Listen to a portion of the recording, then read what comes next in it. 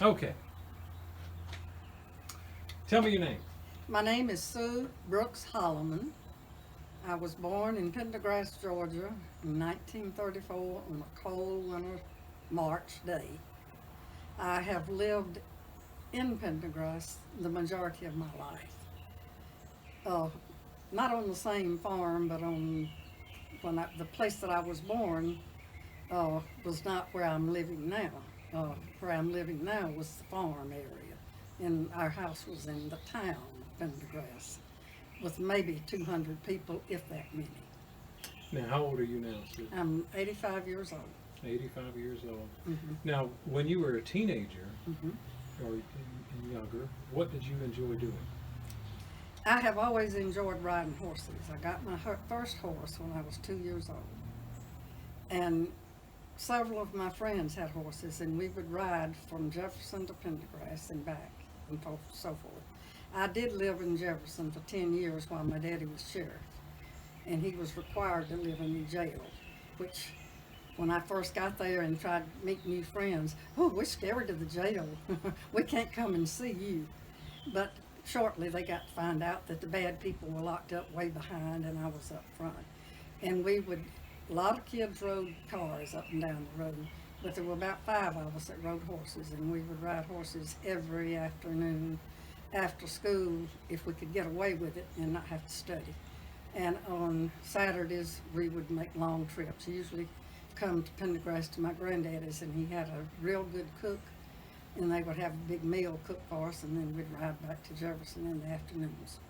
Tell me about in those days, there were two things that were hand in hand: barbecues, because people had barbecues at certain times of the year, Hmm.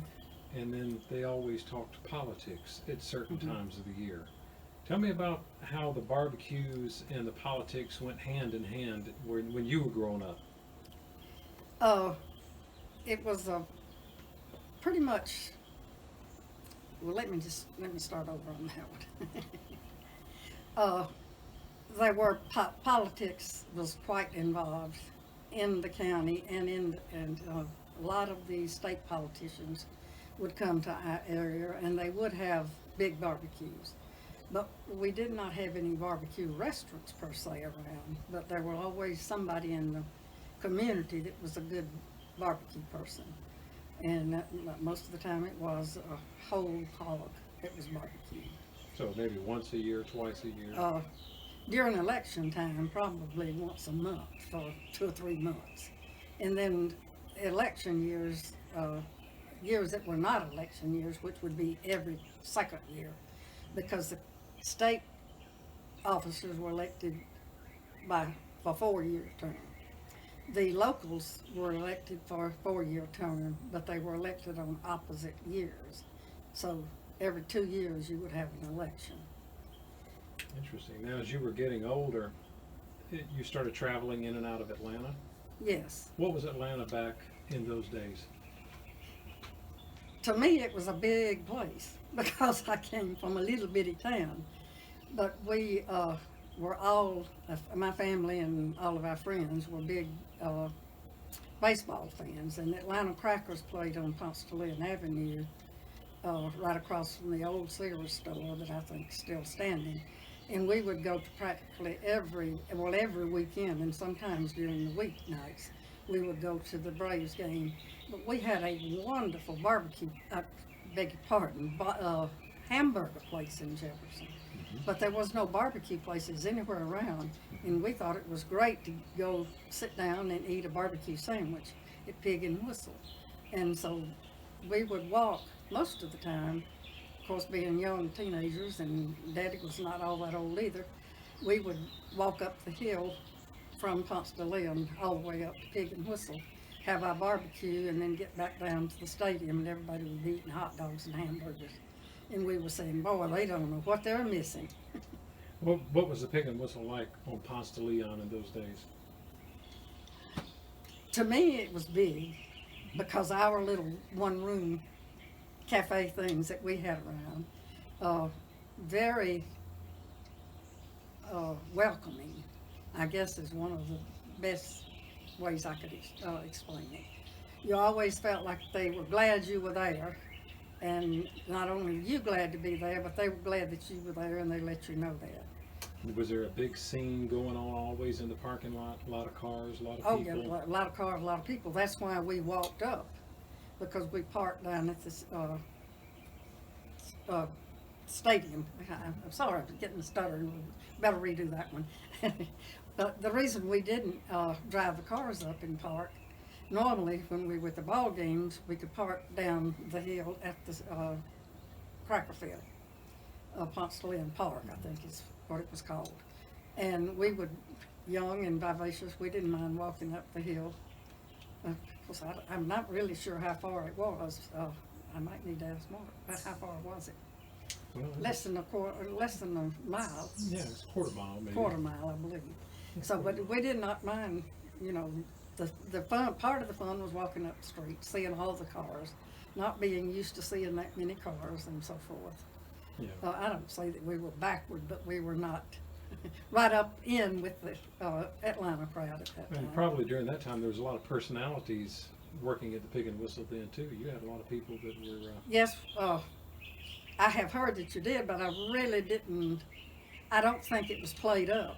I mean, No, not back in those days. no. But since I have, you know, learned that there were quite a few people that they were there, that I thought, my gosh, I didn't realize that person was there. And were they, the time period that you were going would have been the 1950s or the 60s? 1950s. Were they cooking still outside at that point in Yes, time? in the or- back. You could see the smoke. So you could Right. smell everything. Smell coming starting up up the that hill. hill. You could smell it, and you get just a little bit faster and a little bit faster. Coming up the hill, you could. Coming up the all hill. the aroma was coming down Coming the hill. down the hill, right? Yeah. And it was. Tell an me about the experience. food. What was the food like at the Pig and Whistle back then in the 50s? To me, wonderful. My daddy cooked a lot of barbecue at home, but we didn't put it in buns, and we didn't have the fries and all the 9 yards that went with it there. So it was just very special. I said, well, Doris. Very delicious. And at that time, even then, as I look back now at the prices, I thought, oh my gosh, how could they do it? But it wasn't elaborately priced. No. It was where the average somebody could afford to go there And it was and enjoy it. and it was cooked differently during those days. Barbecue tastes different today than what it did back then. Yes, Much definitely. different. I don't know what they, you know, the whole secret, sauce being one of them, I'm sure, and the method of cooking, and probably the choice of meats that were used too. Yeah, and then outside cooking with hardwood and so Yeah. forth from there. But also, you told me you have another experience you wanted to share about you and your husband in the Pig and Whistle. What happened? Okay, we had been to a Tech Georgia game, as we always went to all the football games, and on the way back we had already said we were going to Pig and Whistle, because that's where we always go to Atlanta. You ate at Pig and Whistle. There were other places, I'm sure, but not to us, because the barbecue was so special. And unbeknown to me, I knew we had talked about getting married, but I didn't know. And after we got through eating and got to the car, he said, oh my goodness, I'm not sure this car's gonna crank. And I thought, oh no, here we are in Atlanta. And he said, let me look in my pocket and see if I got a different key. So he reached in his pocket to get his key and said, here's your ring. Will you marry me for sure? And I said, yes. And So all this takes place. 6 months later, Yeah.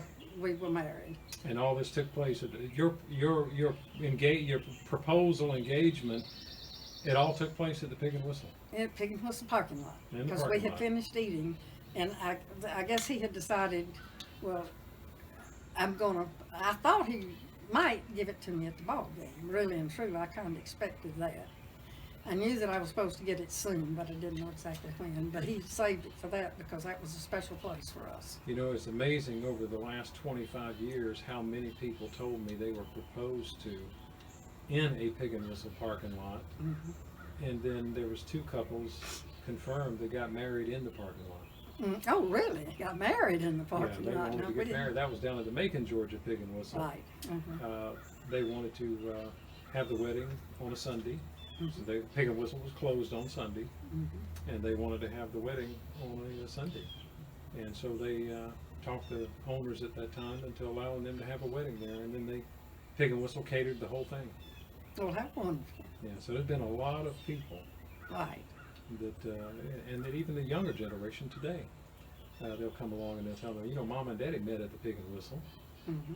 That's where they, proposed, they met, and Mm-hmm. they courted at the Pig and Whistle, and then here I am today. Right. So it had a profound impact on people's lives during those days. Yeah. It And was, you know, it was when a you- special place. Yeah, really. and everywhere we go throughout the South, people tell us that, even if it was in a different city, Mm-hmm. that there were other restaurants throughout that city, but for some reason, the Pig and Whistle just always had a special place in their heart, but they always had fond memories of something that transpired at the Pig and Whistle. I think it was because of the comfort you felt and the welcoming that you felt when you got there. They made you feel like you had been every day the last week, and it may have been months.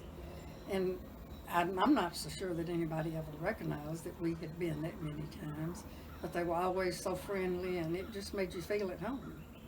So how did you learn that as a brand, the Pig and Whistle is still around today? When I met Mr. Mark Hooten, my neighbor, I Yes. really, I did not know that, really, I think about it quite often. Sometimes I look at my ring and I think, oh, yeah, I remember Pig and Whistle. Wonder what's happened to them. And I really did not know until I met you. Yeah, the brand has been brought back, and so hopefully we get the doors open one day soon again to where you can come in and do the introductory, the champagne kickoff for us. Oh, that would be great. No, it wouldn't be great either, but I would love to attend. Yeah, it was something else. But may I say that the sauce is wonderful. I Mhm. have cooked 2 different roasts for my family with it, and I did one beef, and I don't particularly like barbecued beef, Yeah. and I did it just to see, and the beef roast turned out wonderful as well. Yeah. But pork took me 5 minutes to get it ready, and forget it, and then put it on the table in about 5 minutes. So that, slow cooker nowadays is, I guess, the next best thing to backyard barbecuing Yeah. with the wood behind the restaurant. Behind the restaurant. Well, we do